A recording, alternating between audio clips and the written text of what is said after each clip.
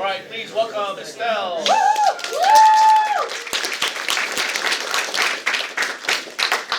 Hi guys, my Zenith project is Starboy. So to kind of give you a rundown of what my Zenith is, it's a narrative film. And when this first project was introduced, I knew since last year when I watched all the Zenith projects, I knew immediately I wanted to do stop motion. And so when I was looking for inspiration, I started looking at a lot of things in my current life, right? And I think a lot of seniors are feeling now. A huge chapter of our life is ending. We're all graduating, we're growing up, we're all kind of saying goodbye to our childhood. And, you know, like many other teenagers, I've been thinking a lot about what kind of an adult I want to be and what it means to be a successful adult. And I think the moral of the story I realized through seeing like every successful person I've ever respected and admired is that they never gave up at all. Like growing up is actually just learning how to make your dreams realistically happen. So I knew that was the moral of my story and what my inspiration was, right? So after I got approved and I started writing my script that I got recorded by my friend Darian, I started cutting out all the little paper figurines that I'd use to make the shadows for my stop motion film. And the reason why I did it this way, instead of like, I know animation students last year, right, you learned how to make puppets that you could move for your stop motion. I knew for me, it just wouldn't satisfy what I envisioned for my project, so I knew this would be easier and take a lot less time. And I understood since I only had about a month and a half to make this happen, I needed to make it as simple and as just easy to make it happen since I would have to take so many photos to make this work. So to go more into my process of how I made my stuff happen, I went through all of the royalty-free music that Freestyle has, which was like hundreds and hundreds of files in order to find sound effects and what the music I wanted for my film. And I knew I had to do some math. So once I got the recording, which, there's a pointer, see this like audio layer 1? So that's my main recording of the storytelling. So I need to know exactly how many frames per each scene for my whole movie, depending on the audio, since I had to take the amount of photos per each one. So I cut it up into 44 separate segments, and I timed each one individually, which took hours. And I just multiplied each one by 12 since I'm doing mine in 12 frames per second. And what we can see in my storyboarding on the side, so see these little numbers on the left and right side?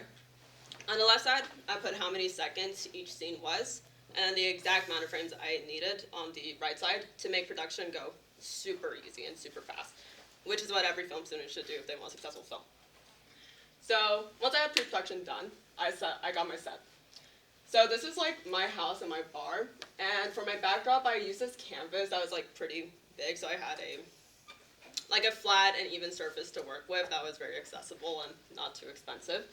And I only used one tungsten to get even lighting, and as you can see, I had just all my props readily available on the side. And so how this would work, I would put the camera here, and I just have my friends back here and my family help me and hold all the props as I told them what to do and how I wanted it to be done. And knowing that's how I did it, are you ready to see the final product? Yeah.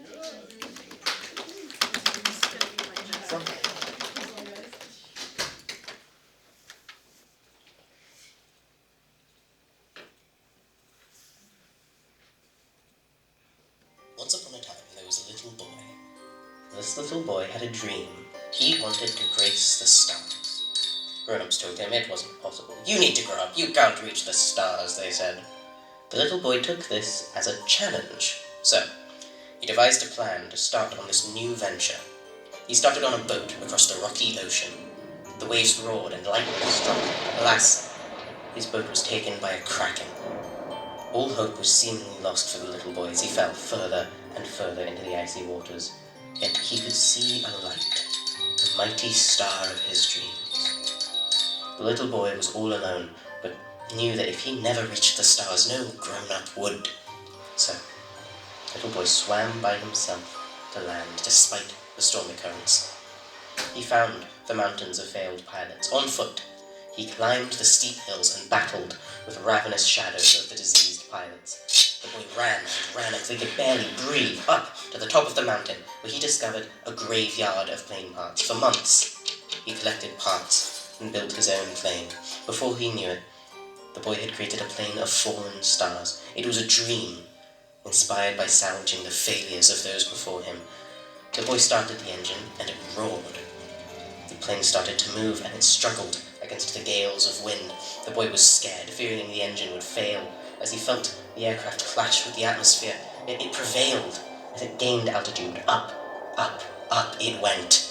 Finally, the boy reached the stars and let his jet of failed prototypes fall without him. And somehow, the little boy wasn't so little anymore.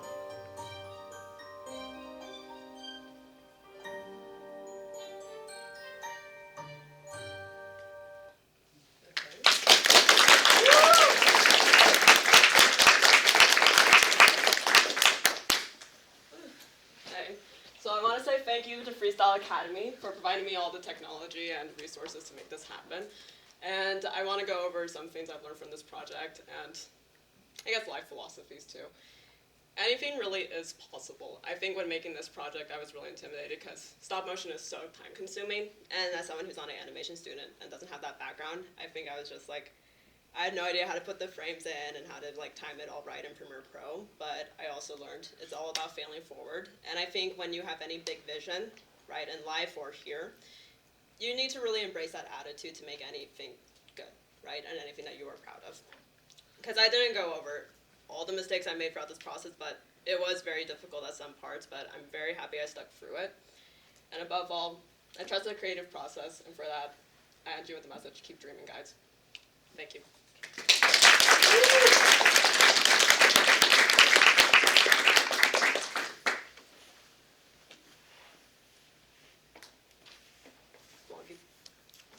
First of all, I want to say I deeply respect you choosing to do the animation, specifically stop motion for this, because as you said, it's extremely time consuming, and I feel like it's definitely underappreciated in filmmaking, and so I really respect you taking the time to learn it, and you made something that is genuinely, like, fantastic. Like, I love the aesthetics, I love everything about it. You did an amazing job. Also, I want to say that I enjoyed the subtitle edition. I think it definitely helped with understanding the story. I'm very grateful you told me to do that, actually. My mom really liked it. I also wanted to say that I got literal goosebumps, and I was wondering if, like, what inspirations. I kind of see hints of, like, the Little Prince, sort of. So what kind of inspirations? In terms of art, okay, so when I was trying to decide like what style I want all the paper figurines to be, of course I love Little Prince, I grew up with that. But my father and my mother raised me very traditionally with art. But I watched tons of Winnie the Pooh, like Babar, really old vintage cartoons like that. So I think that was my main inspiration, is more like vintage Winnie the Pooh movies. But yeah, I hope that answers your question. Yeah. You know, I could definitely see that inspiration. It was really good. Whole thing amazing. I especially I really liked Darian's voice performance. I think he Yes. you really could. I'm talking there now. You really could be like embodying. I'm guessing you're kind of inspired by like David Tennant, right? So like I feel like you really embodied that. Well, Mr. Greco. I can't wait to show my kids. Really? Oh, that's a big compliment. Thank They're you. gonna love it, because I also play a Kraken at home. That's one of the characters I play. Okay. Kraken, stop motion show. That's cool. I love I really love your film. I think all the effort you put into it is astounding. It just turned out really well. I was wondering, once you had gotten all the photos, and for the stop motion aspect, did you have to manually like put them all in one by one, or could you talk a little bit about that process? Okay, so what I did to organize all the photos to begin with, in Premiere Pro, I knew I had 44 scenes, right? And so I had all the photos that I inflated and put into each one. And so I didn't know this, but in Premiere Pro, you can set the default image duration to be however long you want, right? And ideally that's what would just allow me to just drag it in. I wouldn't have to worry about it, right? I forgot that you need to set that setting before you import all your photos. So what happened to me is I put all my photos in and it wouldn't do anything to them. So I didn't have to put them individually, but I did have to individually for each segment highlight all of them, reset the duration for all the photos, and then manually pick which ones I want to keep and which ones I don't. But yeah, it took longer than I thought, but I really do think it's worth it, and it turned out good. Yes. Did you have to edit photos before you bring it what did you do with editing the photos? So for photos, I knew my main concern was just color grading. Right. But aside from that, it's just I zoomed in on some of them more because the composition would be slightly off, or I'd get some of the canvas frame in it. But Approximately how many did you take? Like, it was 2,000, so I had 2,000 photos to sort through. great. It was worth it. I mean, I like what I made, and it's because I put in time. So, And what was the music? as in, like, where did I get it? Yeah. From your is royalty-free music Dropbox. somewhere in there? Yeah. Find it? It was like your purple music folder in the cutesy section. I don't know. I went through like all your files for myself personally. Purple too, Planet is the best so. one. Yeah, but you have some nice niche ones in there. Yeah. All right. Well, thanks, guys. Thank you very much.